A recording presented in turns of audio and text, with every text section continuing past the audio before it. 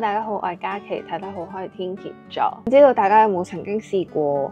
一個人病啦，去醫院做手術，但係唔敢同最親嘅人講呢？幾個月之前呢，我就自己一個入咗醫院做一個全身麻醉嘅小手術。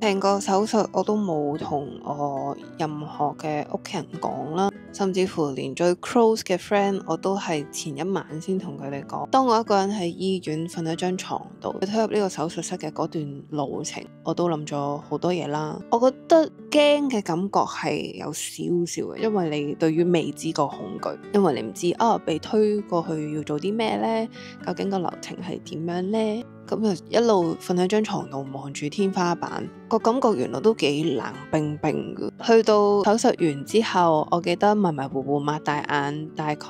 我嗰個機嘅朋友就已經到咗啦。佢買咗好多食物俾我啦，同我傾咗半個鐘左右，跟住我就話因為我好攰啦，然之後我就話你都翻去休息啦。咁當佢離開咗之後呢，姑娘就問我你屋企人走咗啦？我就話係啊。我嗰下就諗點解我會唔同我最親嘅屋企人講嘅呢？準備手術嘅過程或者面對手術嘅時候，都係一個人嘅感覺，好似係有一種自我認證嘅感覺，之後就會覺得好似都冇乜嘢大不了啊，好似冇咩世面冇見過啊，我自己一個人應該都 handle 到啊。我好怕如果我叫咗我嘅屋企人或者我最親近嘅朋友，我又怕佢哋擔心啦。除咗要照顧自己情緒之外，我仲要照顧埋佢哋嘅感受啦。嗰刻我就會覺得算啦，咁不如自己一個 handle 好似仲簡單，因為我只要專注自己就可以啦。咁所以我連我做完手術之後揾嘅嗰位朋友都係知道佢住好近佢又之前有入過醫院照顧屋企人嘅經驗，咁即係證明佢情緒比較穩定啦。咁我就安心叫佢過嚟望一望我，甚至乎去到出院嘅時候我都冇再叫佢幫忙，係因為我覺得反正我都冇事啦，我又行得走得，咁我自己一個你嚟接我出院，其實你都係送我上的士嘅啫喎，我又覺得好麻煩，咁我就覺得算啦，你可以唔使嚟啦。由細到大都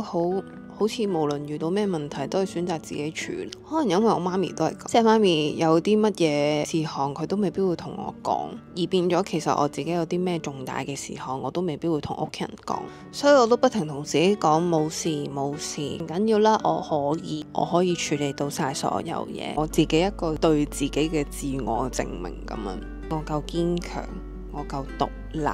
我可以自己處理到好多事情，唔需要麻煩到其他人。就算我自己一個，我都可以好好咁樣照顧自己咯。但係事實我發覺好似高估咗自己。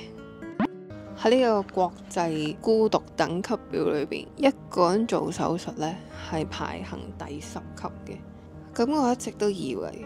自己應該夠堅強啦，新時代獨立女性，經過呢一役應該冇嘢再難到我啦吧。但係我冇諗過，令到我真正覺得孤獨或者痛苦係喺術後護理度。因為我個傷口係3cm 闊2cm深，而入邊係塞咗紗布。做完手術嘅14日，我就要每一日都要去診所度洗傷口。咁每次洗傷口，姑娘都係要